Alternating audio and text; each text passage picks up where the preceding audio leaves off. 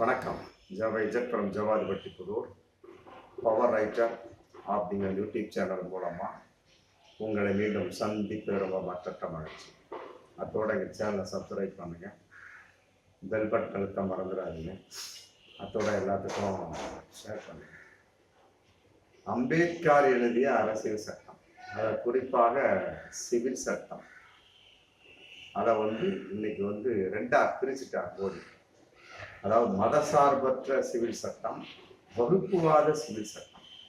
எல்லாத்துலேயுமே பிரிவினை தான். மதச்சார்பற்ற சிவில் சட்டம், வகுப்புவாத சிவில் சட்டம். அம்பேத்கர் எழுதின சிவில் சட்டம் அனைத்துமே வகுப்புவாத சிவில் சட்டமா. ஒரு நாடு அப்படின்னா யூனியன்ஸ் எல்லாமே, எல்லா மாநிலம் கடந்து ஒரு நாடு, ஒரு இந்தியா.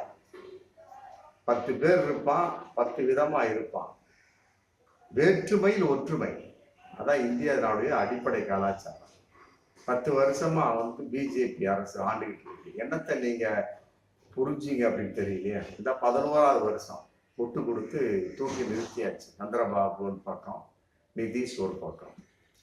முட்டு கொடுத்து தூக்கி நிறுத்தியும் உங்களுக்கு அறிவு வரவில்லை. மீண்டும் அந்த மத போக்கத்தான் எடுக்கிறீங்க.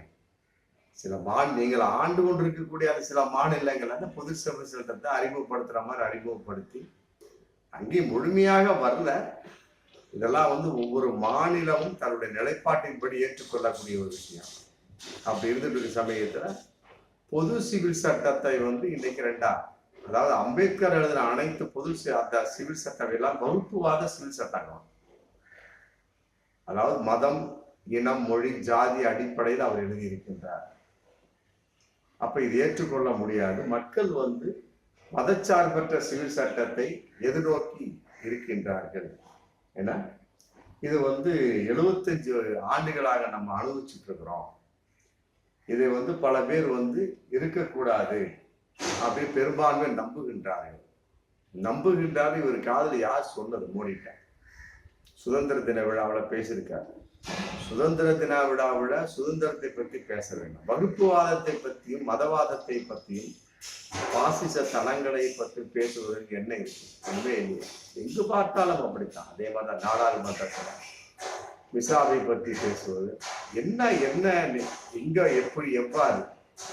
எங்க பார்த்தாலும் பிரிவினைவாதம், எங்க பார்த்தாலும் மதவாதம், எங்க பார்த்தாலும் அந்த மொழி பிரச்சனை. ஒரு மனுஷனுக்கு தூக்கி நிறுத்தலாம், ஒரு 1 கோடி பேர்த்துக்கு வேலையை கொடுக்கலாம், மற்றபடி சிறுபான்மை மக்களை தூக்கி நிறுத்தலாம், மற்றபடி நீட் தேர்வுக்கு என்ன கான்செப்ட் அதை ஒழிச்சு கட்டி தூக்கி எறிஞ்சிடலாம். ஜிஎஸ்டி என்ன பொசிஷன், மக்கள் எப்படிலாம் கஷ்டப்பட்டு இருக்காங்க, அதை பத்தி எந்த கவலையுமே கிடையாது. உணா மதவாதம் அவங்களுடைய அஜெண்டா, RSS அஜெண்டா அவ்வளவுதான். மற்றபடி பிரதமர் என்ற ஒரு அடிப்படை இல்லாமல் எங்கேயுமே பேசிட்டு இருக்காரு. ஒரு பிரதமரா அப்படிங்கிற மிகப்பெரிய ஒரு கேள்வி இருக்கு. பிரதமர்னா பொதுநலவாதி, ஒரு மீடியேட்டர், அவர் பொதுவாக பேசுவார். குறிப்பிட்டு மதவாத சிவில் சட்டங்கள் அப்படின்னா அப்ப இவர் போட்டதுல மதச்சார்பற்ற சிவில் சட்டங்களா மாறிடுமா? ஒருத்தர் கல்யாணம் பண்றான்னா அவனுடைய கோட்பாடு இருக்கு.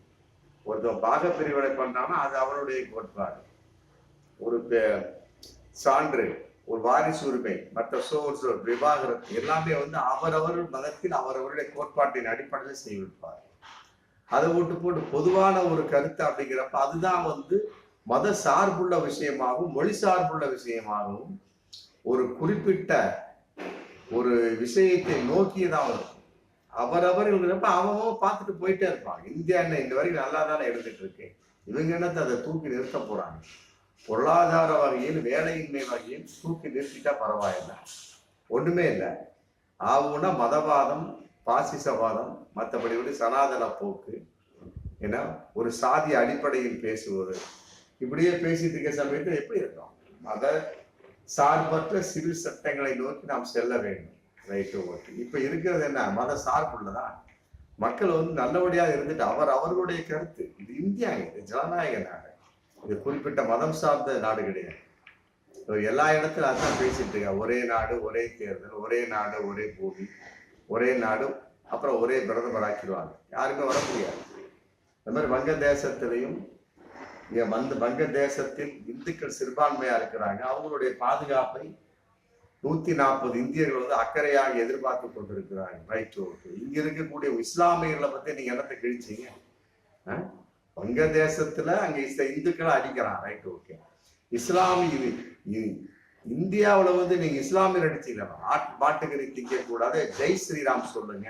ஹரியானாவோட 2 மசூதியை கொடுத்துனீங்களே, பாபர் மசூதி அநியாயமா இடிச்சு 3 கிலோமீட்டர் அந்த பக்கம் இப்ப ராமர் கோவில் கட்டிருக்கிறீங்க. அதெல்லாம் அநியாயம் இல்லையா? அதான் வந்து இஸ்லாமியர்கள் நீங்க கொடுத்த வந்து பாதுகாப்பா? ஒரு பெண்மணி, பாஜக பெண்மணி, ஆமா, ஒரு 3-4 வருஷத்துக்கு முன்னாள் நபிகள் நாயகத்தை பத்தி கேவலமா பேசுறான். அவங்க அந்த பொண்ணு எங்க இருக்கானே தெரியல. அவன் மேல சட்டம் பாஞ்சிருச்சா? அந்த பெண்ணை கைது செஞ்சாச்சா? இந்த மாதிரி ஏகப்பட்டது. உங்களுடைய ஒரு நிதானத்தில் உங்களுடைய விஷயத்துல மட்டும் குறியா இருக்கக்கூடிய அதே சமயத்துல பிற விஷயத்துல எவ்வாறு நீங்க இருக்கின்றீர்கள்? அப்ப இது சுயநலம் தானே. பொதுநலத்துக்கு வேலையே கிடைக்கும். பிரதமரா இல்ல ஒரு சார்பு நிலை கொண்டவரா? அதான் பார்க்கக்கூடிய ஒரு சூழல். ஏன்னா எல்லாவற்றையும் அழிக்க வேண்டும் அப்படிங்கிற ஒரு விஷயத்தில் நான் வந்து சில கனவு கண்டு கொண்டிருக்கிறேன். எல்லாமே அழிக்கிறோம். அதிமுகவை ஒழிக்க வேண்டும், திமுகவை அழிக்க வேண்டும், காங்கிரஸ் வந்து மிதந்து கொண்டிருக்கிறது. இதுதான் அவங்களுடைய வாயிலிருந்து பேச நல்ல வார்த்தை வராது போல இருக்கு. அதே மாதிரி ஊழல்வாதிகளுக்கு என்னுடைய இதை வந்து உருவாக்கத்தை, பயத்தை ஏற்படுத்த நான் உருவாக்குகின்றேன். உங்களுடைய அந்த எலக்ட்ரோ பேண்டு அது என்ன ஆச்சு? 9,000 கோடி சட்டப்படியான ஊழல். சிதம்பரம் சொன்ன மாதிரி சட்டப்படியான ஊழல். அது ஊழல் தானே? ஏகப்பட்ட ஊழல். நீங்க கட்டின உத்தரப்பிரதேசம், உங்களுடைய ஆண்டு ஒன்றில் குஜராத்தில் ஏகப்பட்ட பாலங்கள் இடித்து நாசமா போச்சு. எப்படி கட்டினீங்க? அதே நேரம் ஒரே நாடு ஒரே தேர்தல் அமலுக்கு வந்தால் நாட்டின் வளங்கள் வீணாகாது. எப்படி வீணாகும்? கட்டாயமா வீணாகும். இதனால வந்து தமிழ்நாடு அரசுக்கு ஏகப்பட்ட நஷ்டங்கள் ஏற்படும். ஆமா, அதன் அடிப்படையில வந்து இவருடைய பாசிச கொள்கைகளும் திணிக்கப்பட்டு மக்கள் கண்கொள்ளா துயரத்தை அனுபவிப்பார்கள். அப்படிங்கிறத பகிரங்கமான உண்மை. ஒவ்வொருத்தவங்க ஒரு சட்டத்திட்டங்கள், ஒவ்வொருத்தவங்க ஒரு கட்டுப்பாடு வச்சிருப்பாங்க. கட்டாயமாக வந்து இவர் அம்பேத்கரை மோடி அவர்கள் அவமதித்து விட்டார்கள். அவருடைய சட்டத்தை போய் வகுப்புவாத சிவில் சட்டம்னா, இவங்க போற சட்டம் மதச்சார்பற்ற சிவில் சட்டம்னா எவ்வாறு ஏற்றுக்கொள்ள முடியும்? மற்ற நாடுகள்லாம் வந்து பார்த்தோம்னா வேறுபாடுகள் அங்கீகரிக்கின்றன.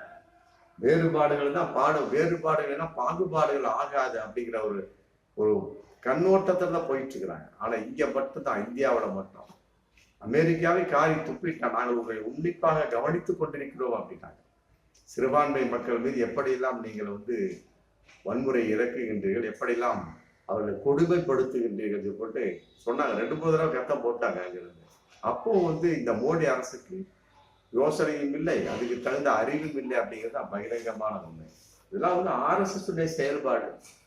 ஆமா, இவர்கள் நியாயமாக பேசக்கூடிய அளவுக்கு இருக்கும் பட்சத்தை பிறருடைய நியாயம் எங்கே செல்வது அப்படிங்கிற கேள்வி இருக்கு இல்லையா?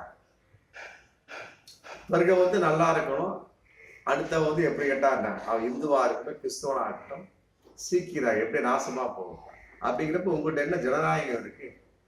உங்களுக்கு என்ன அருகதை இருக்கு அப்படிங்கிற மிகப்பெரிய ஒரு கேள்வி. அதையெல்லாம் விட இன்னொரு விஷயம், இதே இந்த மாதிரி ஒரு விஷயம் ஓடிட்டு இருக்கு. ஒருதலை பட்சமான அதே வந்து வங்காள தேசத்துல ஹசீனா வந்து அடித்து விரட்டப்பட்டு விட்டார் ஒன்று. இப்போ வந்து இடைக்கால பிரதமர் முகமது யூனுஸ் வந்திருக்காரு. நல்லா புரிஞ்சுக்க. இது மாதிரி வந்து வங்காள தேசம் இந்துக்களை வந்து கொடுமைப்படுத்தப்படுகிறாங்க, இந்து கோவில்கள் தாக்கப்படுகிறது அப்படின்ன உடனே கோவிலுக்கே போய் இந்து மக்களுக்கு அவர் வந்து முகமது யூனுஸ் வங்காள தேசத்தினுடைய இடைக்கால பிரதமர் ஆறுதல் சொல்லியிருக்காரு. நாங்க இருக்க கவலைப்படாதீங்க அப்படி இந்துக்களுக்கு ஒரு இஸ்லாமின் ஆதரவு சொல்லியிருக்காங்க. எங்க கை நீட்டி சொல்லுங்க பார்ப்போம். அத்தனை பேர் இருக்கீங்க இந்தியாவில் பாஜக. ஒரு ஆள் வந்து ஒரு பள்ளிவாசலுக்குள் இறங்கி ஏறி ஒரு இஸ்லாமியனுக்கு ஆதரவு சொல்லியிருப்பீங்களா? மனசாட்சி சொல்லுங்க. மோடி பக்கமா பேசுறாரு, வகுப்புவாத சிவில் சட்டங்கள் பேசுறாரு. ஒரு இஸ்லாமியனுக்கு இந்தியாவில் ஒரு இஸ்லாமியனுக்கு போய் ஆதரவு சொல்லியிருப்பாரா? ஒரு இஸ்லாமியனுக்கு ஆதரவு சொல்லியிருப்பாரா? வாய் மூடித்தனமான மோடி இருக்கட்டும். இதற்கு வாய் திறந்திருப்பாரு. வங்காள தேசத்தில் நடந்திருக்க. வங்காள தேசத்தில் உள்ள இந்துக்களை பத்தி நீங்க கவலைப்படுறீங்க, ரைட்டு. அதே மாதிரி இந்தியாவுல இஸ்லாமியரை பத்தி நீங்க கவலைப்பட்டீங்களா? மாட்டுக்கறி திங்க கூடாது, பாகிஸ்தானுக்கு ஓடி போய் ஜெய் ஸ்ரீராம் சொல்லும். உங்களுக்கு என்ன யோகி இவருக்கு யோகியதை இருக்கு, முகமது யூனுஸுக்கு. வங்காளதேசத்து இந்துக்கள் கொடுமைப்படுத்தப்படுகிறார்கள், இந்து கோவில்கள் தாக்கப்படுன்னு சொன்ன உடனே கோவிலுக்கே போய் இந்து மக்களுக்கு வந்து சமாதானத்தையும் ஆறுதலையும் சாந்தியையும் நாங்கள் இருக்கின்றோம் அப்படிங்கிற பாதுகாப்பை ஊர்ஜிதப்படுத்தியிருக்கிறார். ஆமா, இந்த ஒரு நிலைமை வந்து மோடியால் முடியுமா, அமித்ஷாவால் முடியுமா, ஜேபி நட்டாவால் முடியுமா? வெட்கங்கெட்டத்தனமான செயல்கள் உங்களுடைய செயல்பாடு அனைத்துமே. அதையெல்லாம் இன்னொரு கொடுமை, அஸ்ஸாம்ல வந்து முஸ்லீம்களுடைய எண்ணிக்கை அதிகமா போயிருச்சான். அங்கு உள்ள பிரதமர், இது அங்குள்ள முதல்வர் யாரு, பாஜக தான், ஹேமந்த் பிஸ்வா சர்மா சொல்றாரு. அவன் இருக்குது, அவன் புள்ள பக்கிறான். உன்னால புள்ள பக்காட்டி ஊரை விட்டு ஓடி போயிடு, புரியுதா? இந்தியா வந்து என்னைக்குமே வந்து இதாயிரும். அதே மாதிரிதான் சீனாவோட கட்டுப்பாடு வந்துச்சான், அதிகமாகிட்டு போயிட்டு இருக்கு. இன்னைக்கு என்னாச்சு, ஒரு குழந்தை இல்லை, 2 குழந்தை 3 குழந்தையோட பெற்றுக்கிடா அப்படிங்கிறான். இன்னைக்கு பெக்கிறதுக்கு அவன்கிட்ட யோகி இது இல்லை, புரியுதா?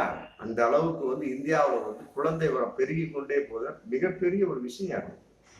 சீனா அப்படிதான் முதல்ல இருந்தான், இன்னைக்கு நாசமா போச்சு. இன்னைக்கு குழந்தை பெத்துக்கிட்டான்னு சொல்றான். ஆனாங்க பிள்ளை பெக்கக்கூடிய அளவுக்கு இன்றைய இளைஞர்களுக்கு தகுதி இல்லாத பல விஷயங்கள் இருக்கு. ஆண்மையிட்டு பல இளைஞர்கள், ஓவரிஸ்ல பிசிஓடி ப்ராப்ளம் உள்ள பல பெண்கள், அப்படிங்கிறப்ப எங்க குழந்தை பிறக்கும், இருக்காது. அதனால வந்து வரக்கூடிய குழந்தைகளை ஏத்துக்கணும். என்ன, ஹேமந்த் பிஸ்வா சர்மா போன்றவர்களுக்கு அறிவு வேணும். உங்களால வந்து அது முடியல அப்படின்னா உடனே வந்து இஸ்லாமியர்களால வந்து எண்ணிக்கை அதிகமாக சொல்லலாமா? அவர்கள் பெத்துக்கிறான், அவங்களுக்கு திறமை இருக்கு, பெத்துக்கிறான். உங்களுக்கு திறமை இல்லை, அதுக்கு நம்ம என்ன பண்ண முடியும்? அதுக்காக வந்து இஸ்லாமியர்கள் குறை சொல்லலாமா? 2011 வந்து 34.22% இஸ்லாமியர்கள். ஆனா இன்னைக்கு 2021 41%, ஏகதேசம் 7.22% அதிகமா இருக்காங்க. அதே இந்துக்கள் வந்து 61-47% இன்னைக்கு 57% மாறிட்டாங்க. இன்னும் இருக்கக்கூடிய வரும் காலங்களில் 50ஆக மாறி விடுவாங்க. இன்னும் வந்து 13 மாவட்டங்கள் அசாம் பூர்வகுடி இந்துக்கள் வந்து சிறுபான்மையினர் மாறிட்டாங்க.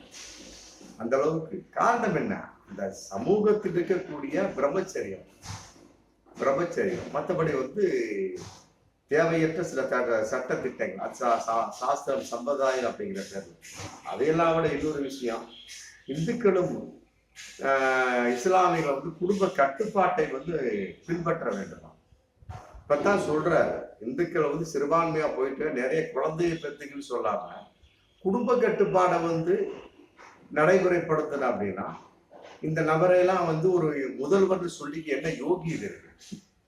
முஸ்லீம்களை பார்த்து சொன்னாலும் அது ஒரு நியாயம் இருக்கு, சொன்னாலும் அவன் ஏத்துக்க மாட்டான். ஏன்னா அவனுடைய இஸ்லாமிய சட்டத்துல அது கிடையாது.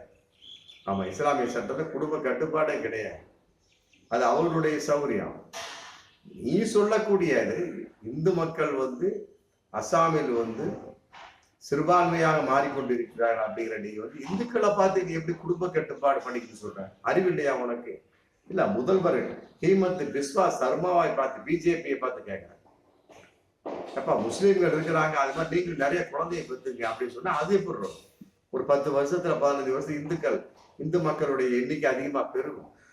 அதை விட்டு போட்டு இந்துக்களும் வந்து குடும்ப கட்டுப்பாடை பின்பற்ற வேண்டும் அப்படின்னா அதே நேரத்தில் வந்து பலதார மனம் வந்து அங்கே பல சில ஜாதி பிரிவிட்ட இருக்குதான். ஆமா, பிரிவிட்ட இருக்குதுன்னா அவனுக்கு முடியுது, இப்ப கட்டிக்கிறான், ஒரு மனைவி 4 மனைவின்னு கட்டிக்கிட்டு போயிட்டே இருக்கிறான். அதுக்கு தகுந்த மாதிரி என்ன ஏற்பாடு? அதாவது வந்து அங்க அசாமில் வந்து மக்கள், குறிப்பாக இந்து மக்களுடைய எண்ணிக்கை குறைந்து கொண்டு வருகிறது. அப்படிங்கும் போது அடுத்தவன் என்னென்ன பண்றான் அது மாதிரி நீங்களும் பண்ணுங்கன்னு சொல்லுங்க. அப்படி சொல்லாம விட்டுட்டு குடும்ப கட்டுப்பாடை இது பண்ணு, நடைமுறைப்படுத்தி, சில பிரிவுகளில் வந்து பலதார மனம் இருக்கு, அதையும் நீ செய்யாத அப்படின்னா அப்புறம் எப்படி வந்து அசாம்ல வந்து இந்து மக்களுடைய எண்ணிக்கை வந்து அதிகமாகும்? ஏன் இந்தியாவை பொறுத்த வரைக்கும் 1955 to 2015 வரைக்கும் நினைக்கிறேன். ஆமா, 15 வரைக்குமே உங்களுக்கு 41% அதிகமா போச்சேன், 43%. புரியுதா? அந்த அளவுக்கு வந்து அவர்களுடைய கட்டு திட்டங்கள் அந்த மாதிரி. இஸ்லாத்துல வந்து பிரம்மச்சரியம் கிடையாது, குடும்ப கட்டுப்பாடு கிடையாது, ஒரு ஆண் வந்து 4 மனைவிகளை திருமணம் செய்து கொள்ளலாம். அதே நேரத்தில் கல்யாணம் செய்தே ஆகணும். அது ஆணாக இருந்தாலும் சரி, பெண்ணாக இருந்தாலும் சரி. அந்த மாதிரி கட்டுத்திட்டங்கள் நம்முடைய இந்து மத சாஸ்திர சம்பிரதாயத்தில் இருக்குது. அப்படி கொண்டு வாங்க. இப்படி கொண்டாந்து மக்கள் தொகையை தூக்கி நிறுத்துங்க. அதை விட்டு போட்டு குடும்ப கட்டுப்பாடை பண்ணுங்க. பல பேர் வந்து பல விதமா கட்டிட்டு இருக்காங்க. நீ கட்டிக்க, உன்னை யார் வேணாம்னா. புரியுதா? அறிவுரை சொல்லக்கூடிய நபர் முதல்வர் ஹிமந்த் பிஸ்வா சர்மா வந்து அறிவோடு சொல்ல வேண்டும். ஆமா, இதை வந்து இந்து மக்கள் கவனிக்கணும். பாருங்க, எப்படியெல்லாம் வந்து ஒரு குழப்பம் பண்ணி ஆத்திரத்தின் வெளிப்பாடு எப்படியெல்லாம் அறிவில்லாமல் பேசுகிறார் பாஜகவினர் அப்படிங்கிறது இதெல்லாம் வந்து மிகப்பெரிய ஒரு எடுத்துக்காட்டான சம்பவம். அதையெல்லாம் வந்து இன்னொரு விஷயம், யோகி ஆதித்யநாத் பேசியிருக்கிறார். 1947 வந்து என்னென்ன நடக்குது அதே மாதிரி ஆணவ கொலைகள், கொள்ளை எல்லாமே இந்தியாவில் நடந்துட்டு இருக்கு. அதுல குறிப்பா வந்து வங்காளதேசத்திலும் பாகிஸ்தானிலும் நிறைய அரங்கேறி கொண்டிருக்கின்றன. இதையெல்லாம் பார்த்துட்டு நாம் என்னத்தை கற்றுக்கிட்டோம்? கடந்த கால தவறுகளிலிருந்து எப்போது நாம் பாடம் கற்றுக்கொள்ள போகிறோம்? 10 வருஷமா என்னத்தை பண்ணீங்க? மக்கள் பார்த்தாங்க. உங்களுக்கு வந்து சிறுபான்மையான ஒரு ஆட்சி தானே கொடுத்துருக்காங்க, பெரும்பான்மை கொடுக்கலையே. அதாவது கடந்த கால தவறுகளிலிருந்து எப்போது பாடம் கற்றுக்கொள்ள போகிறீர்கள்? Right, okay. இதுவரைக்கும் நீங்க 10 வருஷமா ஆண்ட வகையில என்னத்தை நீங்க கத்துக்கிட்டீங்க? மக்கள் என்ன எப்படிப்பட்ட ஒரு மிகப்பெரிய ஒரு சாட்டை அடி கொடுத்திருக்கிறார்? நீங்க உங்களால திருந்த முடியுதா? யோகி ஆதித்யநாத்தை பார்த்து கேட்கிறேன். அந்த அளவுக்கு இருக்கும் பட்சத்துல பாஜகவுடைய நிலைமை வந்து மிக கேவலமா இன்னும் போகத்தான் வாய்ப்பு இருக்க ஒழிய, மோடி சொன்ன மாதிரி வந்து மதச்சார்பற்ற சிவில் சட்டம் அப்படிங்கெல்லாம் வந்து இங்க ஏற்றுக்கொள்ள முடியாது. மதம்ங்கிற வார்த்தையை நீங்க யூஸ் பண்ற, இஸ்லாம்ங்கிற அப்படிங்கிற ஒரு அதிகமா போயிட்டு நீ குறிப்பிட்டு சொல்ற. உனக்கு என்ன யோகிதை இருக்கு இந்திய ஜனநாயக நாட்டுல? உனக்கு என்ன அருகதை இருக்கு? புரியுதா? கடந்த கால தவறுகளிலிருந்து எப்போது நாம் பாடம் கத்துக்கீங்க. இனிமேலாத திருந்துங்க. மத நம்பிக்கைகளை, மத சாயங்களை தூக்கி எறிங்க. சாதி பிரிவுகளை கையில் தூக்கி ஆடுவதை தூக்கி எறிங்க. புரியுதா? மற்றபடி எங்கு பார்த்தாலும் இஸ்லாமிய வெறுப்பு பிரச்சாரத்தை தூக்கி எறிங்க. கட்டாயமாக உங்களை மக்கள் மன்னித்து அடுத்து வரக்கூடிய 2029 உங்களுக்கு பெரும்பான்மை தர வாய்ப்பு இருக்கு. இல்லைன்னு வச்சுக்க, சுத்தமாக பாஜக பெட்ரோல் வாஷ் போட்ட மாதிரி பளிச்சுன்னு இருக்கும். இந்தியாவில் ஒரு ஆள் கூட இருக்க மாட்டேங்குது. அந்த அளவுக்கு மக்கள் உங்களை மிகப்பெரிய ஒரு சாட்டை அடியாக இந்த நாட்டை விட்டு துரத்தி விடுவார்கள். இப்படிங்கிறத பகிரங்கமான உண்மை. பார்ப்போம் மீண்டும் அடுத்த வீடியோ. நன்றி.